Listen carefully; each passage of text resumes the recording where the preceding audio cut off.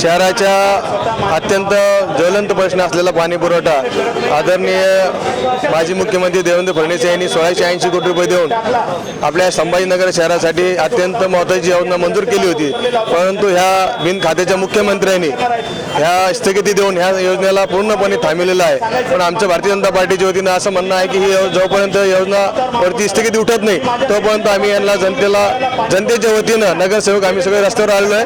ह्या काही दिवसानंतर जनतेला सुद्धा याच्यामध्ये सहभागी करून घेऊ, मोठ्या प्रमाणामध्ये हा लढा उभारू आणि यांना ह्या सरकारला ही स्थगिती उठवण्यासाठी आम्ही भाग पाडू।